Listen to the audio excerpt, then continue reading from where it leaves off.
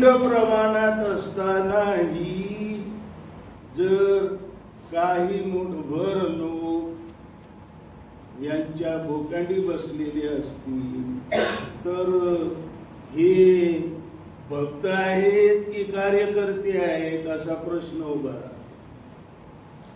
ही दुर्दशा आहे, ही वास्तविक दुर्दशा आहे. कार्यकर्त्यांची गरज आहे. मुळात मी म्हणत होतो शिक्षणाचा उद्देश तो डिफाईन केला पाहिजे. माणसाला शिक्षणाची गरज याच्याकरता आहे, अगदी फुलेंनी म्हटलेलं आहे.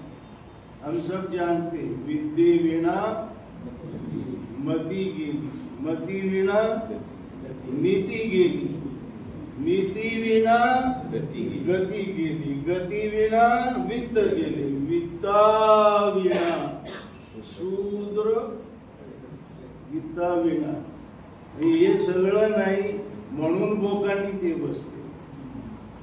हे सगळं पाहिजे म्हणून शिकवलं. त्याच्यामध्ये विद्येविना मती आहे, मती, नीती आहे, गती आहे, वित्त आहे. नीती खूप इम्पॉर्टंट आहे. नीतिमत्ता, मॉरॅलिटी, कॅरेक्टर. माणसाला शिकवण्याचा उद्देश त्याला माणूस बनवणं हा असला पाहिजे. डॉक्टर बनवणं सेकंडरी, अधिकारी बनवणं नंतरचा भाग, इंजिनियर बनवणं नंतरचा भाग आहे. काही बनवा, प्राध्यापक बनवा, पण अगोदर माणूस बनवणं हा शिक्षणाचा उद्देश आहे. आणि प्रगती ज्याचं नाव आहे ती प्रगती म्हणजे निव्वळ भौतिक प्रगतीचं नाव नाहीये. खूप शॉर्ट मध्ये मी सांगतो तुम्हाला की भौतिक प्रगती ज्यांची झालेली आहे, बहुजन समाजाचा प्राध्यापक आहे, त्याची मिसेस प्राध्यापिका आहे, हे फुले शाहू आंबेडकरांना मानणारे जोडपं आहे मानणार. त्यांना 2 मुलं आहेत, MCS, master in computer science, hi-fi job आहे. हे जोडपं मुंबईत राहतो. प्राध्यापिका एक्सपायर होते अल्पशा आजाराने.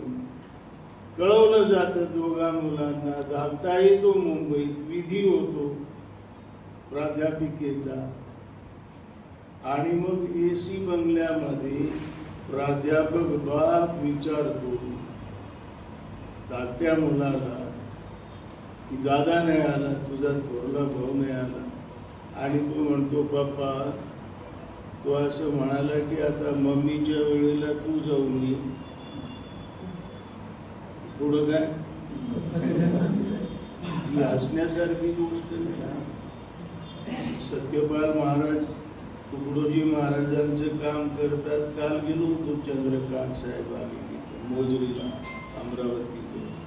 ते सत्यपाल महाराज आपले जे शिकलेले लोक आहेत ते कार्यकर्ते बनण्याऐवजी त्यांची गत अशी आहे. सत्यपाल महाराजांच्या शब्दात, बाल्यान बाल्याची मम्मी, बाल्याचा पप्पान बाली आणि दाबाय दाची. हे सगळं, ही चळवळ, हे आंदोलन, हा समाज, हे सगळं, हा देश, हे देशबांधव काय असे स्वतःभोवती केंद्रित झालेले आहे.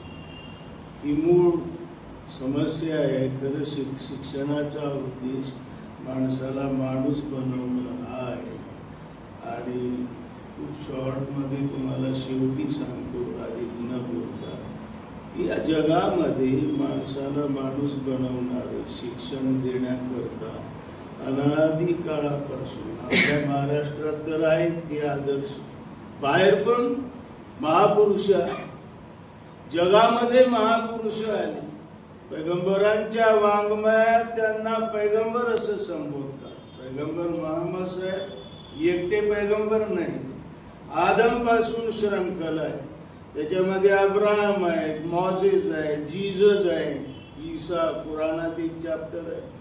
हे सगळे महापुरुष माणसाला माणूस बनवणार. आणि शेवट करताना अधिक न बोलता पैगंबर साहेब म्हणाले, माणसाचं मन गंजतं जसं लोखंड गंजतं. म्हणाल हा काय प्रकार आहे?